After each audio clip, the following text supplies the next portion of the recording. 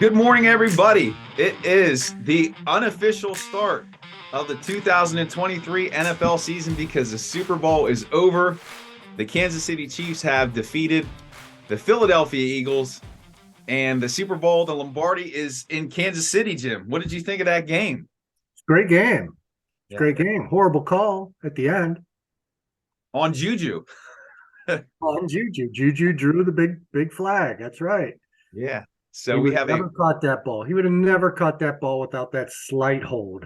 yeah, It yeah. was let go all game. Oh, Terrible call, but that's how it goes. that's how it goes. And there are a lot of Eagles fans out here in my neck of the woods that I know they're sad right now. So our condolences. It was a hard fought game. I'll tell you what, Jalen Hurts really put a strong performance out there. Tough to see that guy go out that way. But we'll talk more about the Super Bowl and get into a little bit of offseason Steelers talk.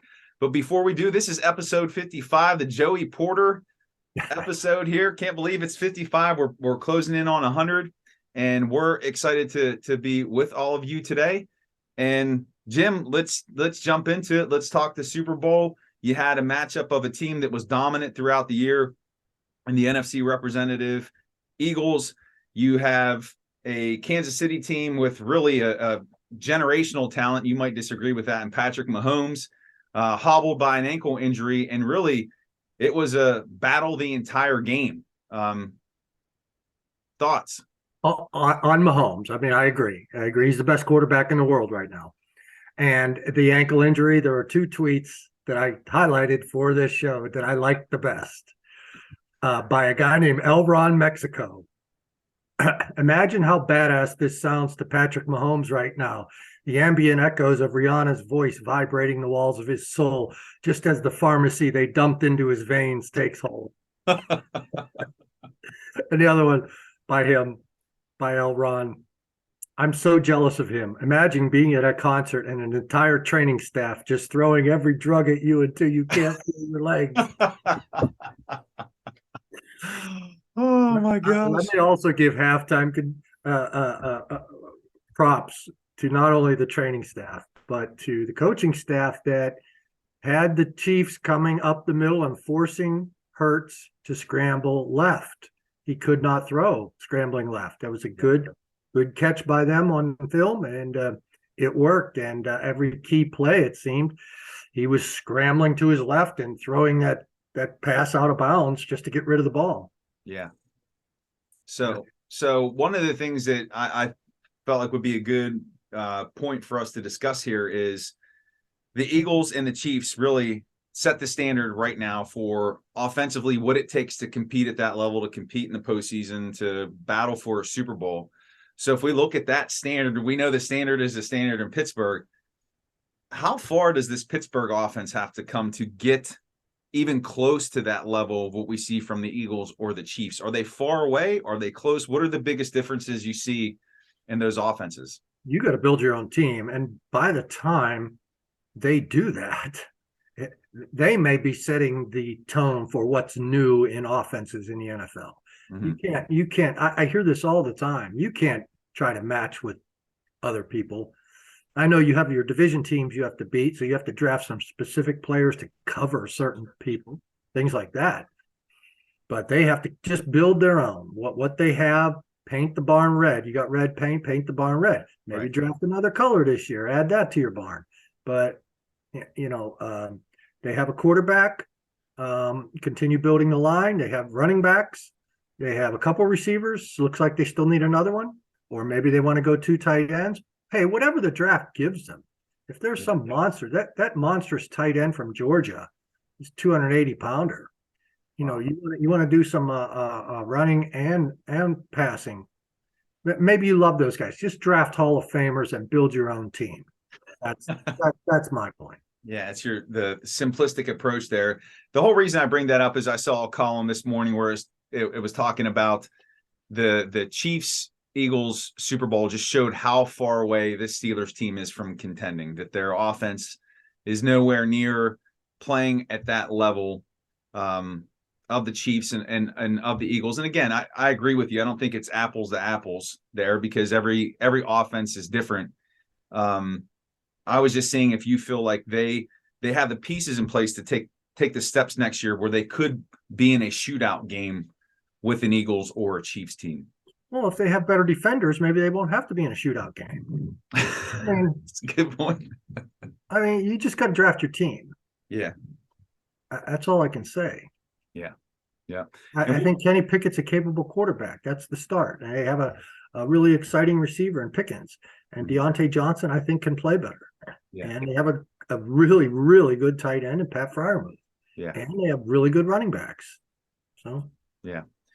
So, and we'll get into the draft talk here once we wrap up the Super Bowl. But anything else jump out to you from that game that you wanted to highlight, or players that stood out to you? Or I know you talked about the scheme from Kansas City forcing Hritz to throw to his left, which was pretty impressive. But anything else jump out to you?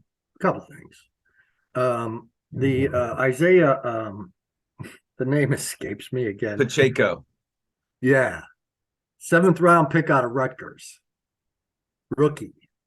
And, having had the Eagles plus 4.5 on a tease, if Isaiah Pacheco was running that ball to the 1 yard line, he would not have stopped. Mm-hmm. Yeah. He would have scored the touchdown that would have beat teasers. Instead, they stopped at the 1, pokeyed around, run the clock off, and kicked the field goal and won by 3. So, thankfully, from my point of view, Isaiah was not in the game. But that's the kind of, did the Chiefs know they were getting him to replace their running backs and Tyreek Hill and guys like that? You just keep finding those guys. It's a 7th round pick. Yeah. Man, does that kid run with some determination? And he's got 4.37 time. So, wow. Yeah, he looked like he was shot out of a cannon there. So that's one thing. These talents are there. Get your Willie Parker. The other thing was the middle linebackers for the Chiefs. Nick Bolton, for one. Willie Gay played very well too. Yeah. Nick Bolton almost scored 2 touchdowns. Both of them late 2nd round picks. You don't have to get your inside linebackers that early in the draft. Philadelphia, Kaiser White was a 4th round pick. TJ Edwards was undrafted. Okay. Those are good players, good athletes. It's not like you found a stopgap who is improving and understands the system like you have in Robert Spillane. Right. I believe Robert Spillane is still going to be the starting inside linebacker this year, but he's the kind of guy teams are always going to look to replace with more speed. Yeah. So those are 2 things that stood out to me. And of course, the Eagles offensive line. My goodness. Yeah. My goodness. So good. They should have just run quarterback sneaks all day. Oh, I was talking about that this morning on my other podcast. It was like a bulldozer. Just, it was incredible, the push that they got. It's insane. Yeah. And there's that left tackle was a guy that the Steelers brought in and thought they were going to sign after the draft. He was an Australian rugby player or something like that. Mm-hmm. The left guard is Landon Dickerson. Man, who didn't love him coming out of Alabama, but he had all those leg injuries. Yeah. And their center is a Hall of Famer, Kelson. Yeah. So yeah. I also, one other note, I did feel good for Juju. Yeah. All the ridiculous harassment he got in his town. I gave a talk the other day at a library, and I still, questions at the end. One guy says, "What do you think of Tomlin and all these guys dancing?" That's what ran Juju out of town. Yeah. The dancing. God, we got to be afraid of the dancing. Be afraid of the dancing. It's Tomlin, he's going to have all those guys dancing in that locker room before you know it. There's no discipline, Jim. It's just running amok. Yeah. It's out of control. So I'm glad Juju got a ring after being run out of town by a slob. So that may be the quote of this podcast. I love it. Run out of town by a slob. So just kind of changing directions a little bit. The 2022 season's over. We're now unofficially into the 2023 season. So we're going to start getting into the off-season draft talk. I don't know how much study or evaluation you've done to this point, but have you targeted the position that you're looking at pick 17, or are you still operating from that best player available mindset? Well, best player available to a degree. I mean, you do need the position. You Yeah. do want to need the position because I do think they are close to contention. I'm reading what guys like Shane Hallam and Roy Countryman and Matt Steele are writing for us at our site. The offensive linemen are very interesting. I love the center. There's a lot of people who disagree with me because he lacks the mobility that Pittsburgh Steelers have had there at that position since Dermontti Dawson and Marquise Pouncey and those guys, Jeff Hardings. But I could go without the center. I like some of the tackles. There are a couple special tackles that you could take at 17. Paris Johnson and the guy from Georgia, Broderick Jones. Mm-hmm. And the guy from Tennessee is interesting, maybe the bottom of the round. So I don't really think they need an offensive lineman to step right in on day one. I kind of have grown fond of the 5 they have, but you could take the next guy's replacement because you figure they're not going to all stay healthy again, and they need depth. So the guy they draft early is going to be the top of the depth chart reserve. Mm-hmm. And hopefully he has some versatility so he can find his place through injury, through what falls to him. So that's a position. Cornerback, Joey Porter Jr., love him. This is episode 55, right? Perfect. Love Joey Porter Jr. As a corner. And really, Roy Countryman brought to my attention Sidney Brown, the safety from Illinois, who has a lot of similarities to Troy Polamalu. And I know that's special. That's saying a lot. But there's a lot of similarities there. And while they have 2 strong safeties, they have none because they're both free agents. And really, Casey, the guy who gets the turnovers, is 30 years old and slight. He hasn't proven durability. Terrell Edmonds, no turnovers last year and 850 snaps. Yeah. And maybe they let him go and bring in a strong safety. I doubt it because they have a lot of money invested in Minka back there. You don't need 2 all-stars, but they've been looking for a strong safety since Troy. Yeah. And when they drafted Troy, they had been looking for one since Carnell Lake. Yeah. And when they drafted Carnell Lake, they had been looking since Donnie Shell. Man, we're going back. Go to the Super Bowl without a superstar, strong safety in this town. Yeah. So there's that. Mm-hmm. And of course, defensive linemen, inside linebackers. And I've already pointed out, you hopefully can get those a little later. You don't have to keep trading up for these guys. Right. And something that's going to factor into that too is, they probably have a pre-draft strategy before free agency starts, but we don't know what positions they'll potentially address through free agency because they don't have a ton of cap space, but they have a modest amount. So potentially they could, and maybe not Tremaine Edmonds from Buffalo, inside backer. But I don't know if you remember, was it 4 years ago, David Long, inside backer from WVU that they were looking at? He's a free agent and he's a run stuffer. I mean, that's the kind of signing that you typically see the Steelers make, those second contract guys. So maybe if they get somebody like that, it eliminates the need to draft someone.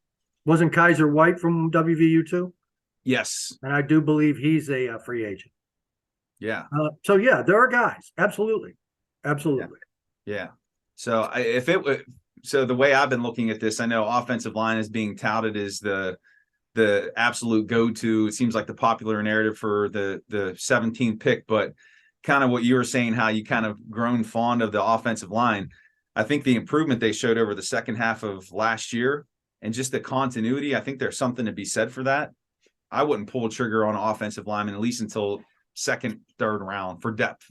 Yeah, but if there's a guy that you identify as a Hall of Famer, a guy who's going to police your locker room for the next 10, 15 years, that's the guy, even though he doesn't have, hey, you're going to hold Broderick Jones out because Chuck's the core four is holding down the fort over there a little bit. You can make that move. Chuks gets a little ankle sprain, man, that's over. Yeah. And so you got your guy or left tackle, however you want to do it. So I don't want to pass on a Hall. They need big, bad men and with character. You know what I mean? Big bad men with character. We have Slavs Well, What that's the media. a Yeah. dynamic. So would you say if you were going to replace one of the current starting five on the offensive line, would it be a core four that would be your target to improve? Oh, I'm not targeting right now, and I don't know what they think of Dotson. I do know Mason Cole was identified as the weak link in preseason by someone I talked to in personnel. Mm-hmm. And then Mason had a good year. So it's not that any longer. So Yeah. I don't know that there's one specific spot. We could easily point to Kevin Dotson, but I like a lot of Dotson's size and demeanor. Yeah. And his ability to be available, or whatever Tomlin says about availability is the key Right. asset. Yeah. His main asset is that he's there. Yeah. So I wouldn't target. You love a guy, take the guy, and then see what happens at camp. Yeah. Yeah. And we're going to have a lot more coverage of the draft, preparing for the draft. The combine starts here at the end of the month. So a lot of discussion, a lot of reflection, a lot of evaluation, analysis coming your way. I'm sure we'll probably have some type of mock draft exercise as we work through the spring here. Jim, anything you want to close up episode 55 with? Anything you want to hit on? No, I think I gave all my opinions in a timely manner. I don't have any. I just nothing. Nothing. All right. Well, hey, that's going to do it for episode 55. Thank you so much, everybody out there in YouTube land, for listening, for sharing this with your family and friends. Please give us a like, subscribe, drop us a comment. Love the comments after we post it. So we appreciate that very much. You can check out Jim's work at the Still City Insider. Give him a follow on Twitter at Jim Wexell. You can check out my work at thestillstudy.com. Give me a follow on Twitter at stillstudy. And we will see you back here for the Lamar Woodley episode. We're going outside backers, number 56. Okay, man. All right, guys. Have a good one. Take care. Take care.